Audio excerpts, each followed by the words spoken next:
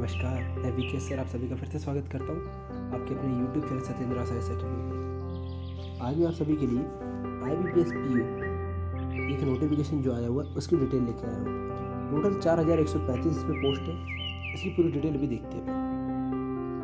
और हाँ, अगर आप लोग चैनल पर नए हैं तो प्लीज़ चैनल को सब्सक्राइब जरूर कर दीजिए और हो सके तो शेयर कर दीजिए। ओके, बस आगे देखते हैं। सबसे पहले मैं बात करता हूँ IBPS PO की जो वैकेंसी आई हुई 4135 पोस्ट बता चुका हूँ।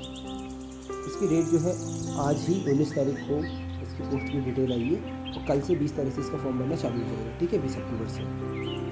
ओके, मैं आगे बात करता हूँ इसके बारे में। सबसे पहले देखिए, अगर मैं पोस्ट की बात करूँ कि कौन कौन से बैंक में कितनी कितनी है, जैसे देखिए बैंक ऑफ बड़ौदा में तो कोई भी पोस्ट नहीं है। हाँ, बैंक ऑफ इंडिया की बात की जाए, देखिए अगर कैटेगरी वाइज अगर देखना है, SC कैटेगरी की देखनी तो 679 है, ST कैटेगरी की तो 350 है, OBC की बात की तो 1100 है, EWS के कैंडिडेट के लिए 404 है और अनरिजर्व के लिए 1600 है। ओवरऑल टोटल की अगर बात की तो 4135 यहाँ पे दिख रहा है आपको। अगर बैंक वाइज अगर आपको देखनी है तो बैंक ऑफ इंडिया की 588 पोस्ट है, बैंक ऑफ महाराष्ट्र में 400 है, कैनरा बैंक में 650 है, कैनरा बैंक ऑफ इंडिया इसके अंदर आपकी 620 है।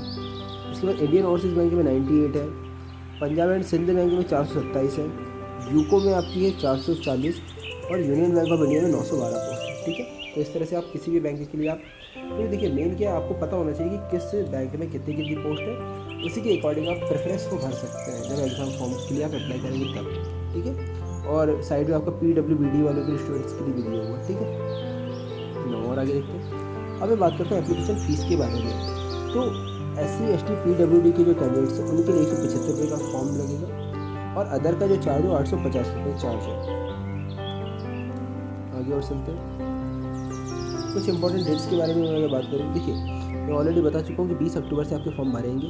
ठीक है, इसके बाद अगर मैं बात करूँ इसके बारे में इंपॉर्टेंट ही डेट्स बताऊँगा, बाकी ज़्यादा कुछ नहीं बता रहा आपको। ठीक है, देखिए आपका जो प्री का जो एग्ज़ाम होगा वो 4 तारीख से लेकर 11 तारीख के बीच में और 12वें महीने में होगा। ये टेंटेटिव है, मतलब कि दिसंबर में आपका एग्ज़ाम होने वाला है। ठीक है, इसके बाद उसका रिजल्ट जो है वो भी लगभग दिसंबर या जनवरी में आ जाएगा। फिर आपका मेन एग्ज़ाम होगा जो कि आपके दिसंबर या जनवरी में होगा। ठीक है, ये पूरा का पूरा ऑनलाइन है। इंटरव्यू भी है इसके अंदर, मैं आपको बताऊँगा कौन कौन से फेजेस हैं। तो इंटरव्यू लगभग आपका फरवरी या फिर मार्च में हो जाएगा। ठीक है, चलिए और आगे देखते हैं। एज लिमिट की अगर बात कर दी जाए तो minimum age limit 20 years they के रखी हुई है, मैक्सिमम जो 30 ईयर। ओके, तो 20 से 30 साल के बीच में होना चाहिए, जो कि 1 अक्टूबर तक होना चाहिए। ठीक है, डेट की अगर बात करेंगे तो 2/10/1991 इससे पहले नहीं होना चाहिए और 1/10/2001 इससे बाद नहीं होना चाहिए। और SC ST OBC और PH और जो एक्स सर्विसमैन है इनके लिए जो गवर्नमेंट के रूल्स के अकॉर्डिंग जो रिलैक्सेशन मिलता है वो मिल जाएगा। इसको भी देखते हैं कितना रिलैक्सेशन मिलता है। रिलैक्सेशन की अगर बात कर दी जाए, SC ST की कैटेगरी के लिए 5 साल का, OBC के लिए 3 साल, अगर पर्सन ऐसा कोई है जिसको डिसेबिलिटी से कुछ प्रॉब्लम से तो 10 साल के लिए। एक्स सर्विसमैन की अगर बात कर दी तो 5 साल का रिलैक्सेशन मिलेगा और पर्सन अफेक्टेड जो हुआ तो 1984 के राइट्स में उनको 5 साल का यहाँ पर रिलैक्सेशन मिलने वाला है एज के अंदर। नाउ अब मैं बात करता हूँ एजुकेशन क्वालिफिकेशन के बारे में। देखिए आपके पास एक डिग्री होना चाहिए पोस्ट ग्रेजुएशन। ओके, क्योंकि एक मान्यता प्राप्त आपकी ओके गवर्नमेंट ऑफ इंडिया से, जहाँ पे एक ऐसी यूनिवर्सिटी जिसकी एक वैलिडिटी है, ओके अच्छे से मान्यता मिली हुई, वहाँ से करिए। ये ग्रेजुएशन के बारे में बात हो गई।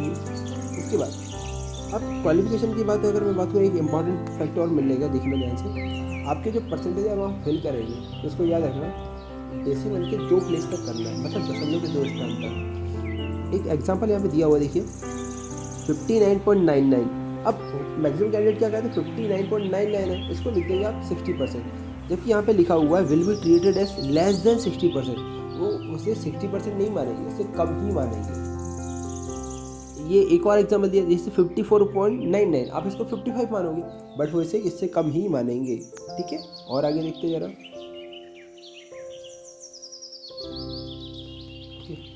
हमारा बैच अभी मॉर्निंग में, आफ्टरनून में और इवनिंग में भी चल रहा है, तो आप इसके लिए ज्वाइन कर सकते हैं। अगर SSC MTS GD constable MP constable पटवाई SI की तैयारी करनी है, हमें PSU प्री मेंस की भी तैयारी करनी है, टेस्ट सीरीज ज्वाइन करनी है, बिल्कुल तो आप हमारे दिए हुए कॉन्टैक्ट नंबर इस पर आप कॉल कर सकते हैं।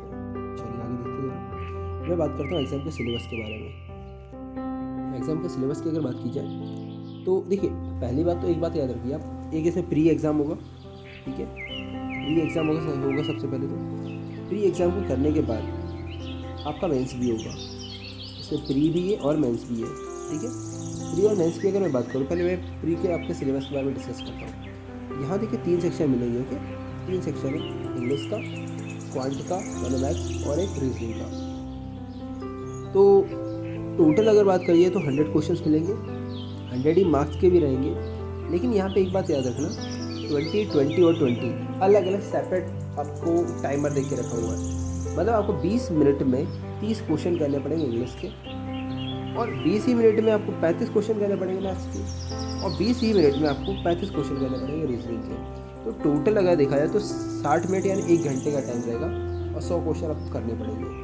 लैंग्वेज की बात करें, देखो एक इंग्लिश लैंग्वेज जो उसका पेपर आपका इंग्लिश में आएगा, बाकी मैथ्स और रीजनिंग की बात की तो वो बाइलिंगुअल है, हिंदी और इंग्लिश दोनों में आएगा उसका पेपर, ठीक है। और देखिए टाइमिंग जैसे यहाँ सेपरेटली दे के रखी हुई है ना, 20 और 20 मिनट की, तो आपका जो कट ऑफ है वो भी आपका अलग अलग ही जाएगा सेपरेट, ठीक है। चलिए आगे और देखते हैं। अब मैं बात करता हूँ मेंस के बारे में। आपका जो मेन एग्जाम है उसमें क्या होने वाला है? मेन एग्जाम जो है इसमें 5 सेक्शन है, ऊपर वाले में कितने थे? 3 थे, मैथ्स का था, रीजनिंग का था और आपका इंग्लिश का था। बट यहाँ पे देखिए रीजनिंग तो आएगी, लेकिन रीजनिंग के साथ में कंप्यूटर एप्टीट्यूड भी आ गया, ठीक है। तो कहीं ना कहीं कंप्यूटर और रीजनिंग दोनों को मिक्सअप करके क्वेश्चन पूछे जाएंगे। यहाँ पर जनरल अवेयरनेस, बैंकिंग अवेयरनेस और इकोनॉमी से रिलेटेड जो क्वेश्चन है उसको एक पार्ट में रखा गया। इंग्लिश लैंग्वेज, इसके बाद आपका देखिए यहाँ पे मैथ्स से नहीं दिया, यहाँ पे दिया हुआ data analysis and interpretation, okay. तो जो डीआई का पार्ट होता है वो इसमें रखा हुआ है। मैथ्स के अंदर क्या है, डीआई का जो मेन पार्ट है उसके क्वेश्चंस रहेंगे। तो टोटल ये जो क्वेश्चन थे वो 155 क्वेश्चन हो जाएंगे, जो कि 200 नंबर के होंगे, ठीक है। 155 क्वेश्चन है, लेकिन है कितने? 200 नंबर के। मीडियम की अगर मैं बात करूँ, देखिए जो इंग्लिश का जो पेपर होगा, इंग्लिश लैंग्वेज का 35 क्वेश्चन, ये तो इंग्लिश में ही आएगा। बाकी सबके सब आपके बाइलिंगुअल है, ओके, हिंदी और इंग्लिश दोनों में देखिए रखे हुए। सबके लिए यहाँ पर भी सेपरेट टाइम है, और आपको हर सेक्शनल भी आपको कट ऑफ निकालना पड़ेगा, और ओवरऑल भी।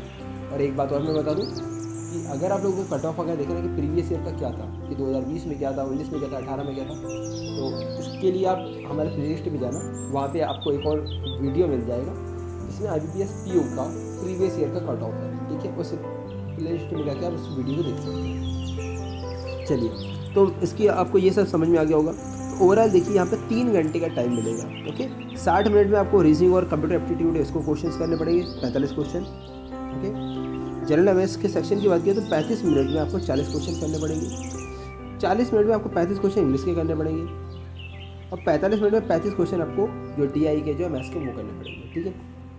इसके अलावा ये तो होगा 155 क्वेश्चन, लेकिन 2 क्वेश्चन और एक्स्ट्रा है, उसके बारे में देखते क्या है।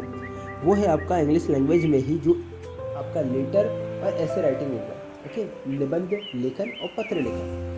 तो ये 25 नंबर का पेपर होने वाला है, ठीक है, जो कि इंग्लिश ही लैंग्वेज में होगा, ओके, हिंदी में नहीं होगा, ये आपको इंग्लिश में ही देना पड़ेगा, ठीक है, जो कि आधे घंटे का टाइम। तो देखिए 3 घंटे में बाकी पेपर होगा और आधे घंटे में ये पेपर होगा, टोटल 3.5 घंटे का आपको मैथ्स का पेपर होगा, ठीक है। आई होप आपको मेन पेपर भी समझ में आ गया होगा। चलो ठीक है, आगे और देखते हैं। हाँ, अब मैं बात करता हूँ पेनल्टीज़ के बारे में, यानी कि माइनस मार्किंग। जी हाँ, बिल्कुल है इसमें, और वो है 1/4 यानी 0.25 की आपकी माइनस मार्किंग भी है, ओके। एग्जाम सेंटर आपको हर जगह अवेलेबल मिल जाएंगे, ठीक है। चलिए, कट ऑफ के लिए मैं ऑलरेडी एक वीडियो बना दूँगा, मिल जाएगा। इंटरव्यू, देखिए इसमें इंटरव्यू भी है, ओके। आपने क्या किया पहले प्री है वो निकाला, देन मेंस है वो निकाला, देन उसके फिर आपका इंटरव्यू है। अच्छा, एक बात और मैं बता दूँ, जो फाइनल लिस्ट जो बनती है ना, वो प्री के अकॉर्डिंग नहीं, प्री जस्ट आपका क्वालिफाइंग होता है, बस एक बार क्वालिफाई हो जाए बस। जो मेन अब ये जो बनेगा, जो मेन जो आपका स्कोर कार्ड जो बनेगा, या फिर आपका सिलेक्शन की जो लिस्ट बनेगी, वो होगी 80% और 20% के रेशियो में, ठीक है ना। मतलब 80:20, 80% आपका जो मेंस का जो पेपर है उसके अकॉर्डिंग आपका स्कोर कार्ड बनेगा, और 20% आपका इंटरव्यू जो मार्क्स है उसके अकॉर्डिंग बनेगा, ठीक है। तो इन दोनों पे आपको बहुत ज़्यादा अच्छे से फोकस करना पड़ेगा, ठीक है। आई होप ये आपको समझ में आ चुका होगा।